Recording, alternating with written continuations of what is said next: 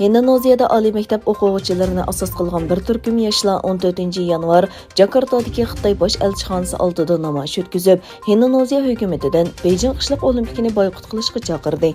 Namoyishchilar qo'llariga Sharqiy Turkiston bayrog'i va Uyg'urlarga uchirgan zulm tasvirlangan rasm va plakatlarni ko'tarib olgan edi. Yana bir tarafdan Daniya tashqi ishlar ministri Xitoydagi kishilik huquq dafsandichiligi sababli Beijing qishloq olimpikga hukumat hay'ati avatmaydiganligini bildirdi. Amerika Davlat Mudofaa Ministrligining Rossiya Ukrainaga tajovuz qilish bahonasi paydo qilmoqchi bo'layotdi degan ayblashlardan keyin Angliya Rossiyani Ukrainaga qarshi soxta uchur tarqatdi deb aybladi. Angliya tashqi ishlar ministri Liz Truss Rossiyaning bu orqali Ukrainani muqimsizlashtirish va ishg'ol etishini oqlashga urilganligini aytdi.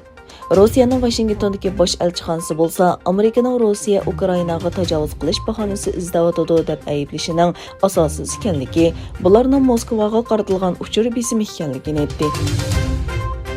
Bayden hukumatining jazo qaroridan keyin Shimoliy Koreya poyezd ustida ballistik boshqarilgan bombasini qilib bordi.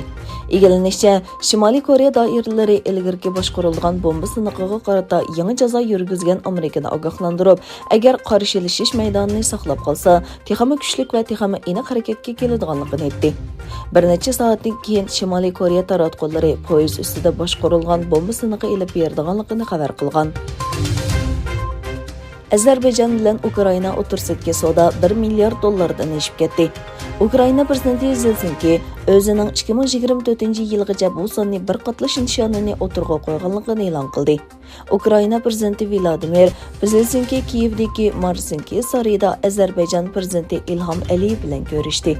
Yig'inda ikki davlat energiya, dehqonchilik va yer qatorliq sohalarda tushunishish eslatmasi imzoladi. Orqadan rahbarlar birlashma axborot e'lon qilish yig'ini ochdi.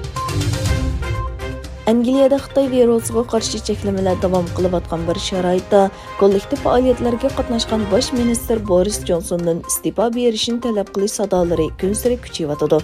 Ishchilar partiyasi rahbari Starmer Johnsonning iste'fo berishi kerakligini qayta ta'kidladi. Rossiya Shimoliy Atlantik Ahdi Tashkilotining Sharqiy kengashini to'xtatish va Rossiyaga qo'shni rayonlardan chekinish haqida Rossiyaga bermoqchi bo'lgan yozma bayonot uchun muhlat berdi. Rossiya tashqi ishlar ministri Sergey Lavrov G'arbning inkosini mangu saqlamaydiganligini bayon qildi va kelar hafta Shimoliy Atlantik Ahdi Tashkiloti va Amerikadan yozma javob qaytarishni talab qiladiganligini ta'kidladi.